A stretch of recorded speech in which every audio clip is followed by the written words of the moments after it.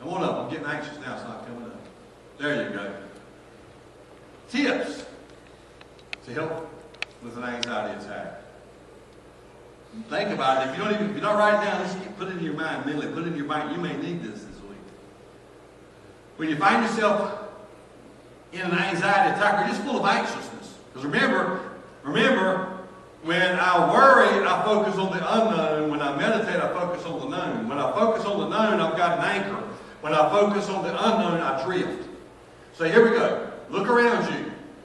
Find 5 things you can see. There's 5 things you can see. We're trying to get some anchors here. This is physical now. This is not necessarily spiritual. This is physical. It'll still help you. When you find yourself going into an anxious time and you can't even meditate on the Word because you're having a hard time, find 5 things you can see. Then find 4 things you can touch. Maybe it's your children. Maybe, if nothing else, grab your car door and then pick up your Bible, something. 4 things you can touch. Then find 3 things you can hear. Don't go to 3 different channels on the radio. Find 3 things you can hear. Step your head outside if it's not raining and listen to the birds singing. You know, a lot of times I find myself when I'm getting kind of tense, I'll go outside and just stand there for a minute.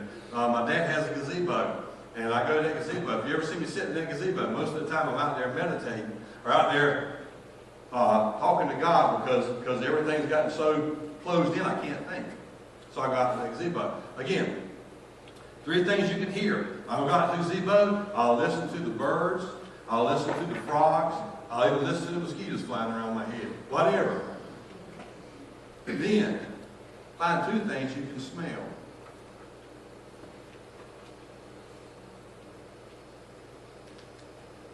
And then 1 thing you can taste. If you do this, this is kind of a quick way a quick Band-Aid to get your feet back on the ground. Because you're focusing so much on the unknown. That it's got you. It's got you. So this will get you, look, 5 things I can see, and really see them, identify them, stop. Don't just go through 1, 2, 3, 4, 5. No, stop and identify, count them. Okay? There's my baby. Okay? There's my house. All right? Then there's the porch swing. You know, that kind of thing. Stop. 4 things you can touch, 3 things you can hear, 2 things you can smell, 1 thing you can taste. Remember, this is called grounding. It'll help you when you feel like you have lost all control of your surroundings. Amen? And please tell other people about this. They need to hear this. Okay?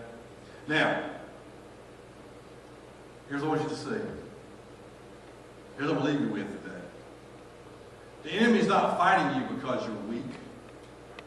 He's not fighting you because you don't have a future. He's not fighting you because you're a nobody. The enemy is fighting you because he knows you're strong.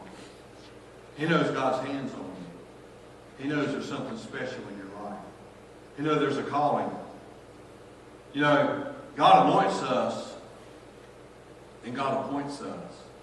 And sometimes, like David, he anoints us or he appoints us or anoints us way before we reach our appointment. He was 17 when he was anointed, 15, 16, 17. He was 30 before he actually got the full appointment. Wow. He went back to the sheep. Wait a minute, he just said I'm king. I'm anointed king. Yeah, David, go back out there and feed them sheep. There's a big giant out there trying to take out the people. You just take care of those few sheep. And when I need you, you go out there and feed your brothers who's doing the fighting. But I'm king! No, you're David.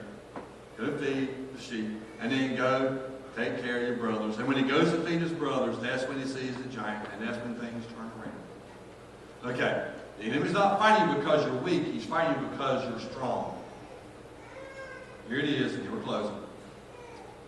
This book of the law shall not depart out of your mouth, but thou shalt meditate therein day and night, that thou mayest observe to do according to all that is written therein.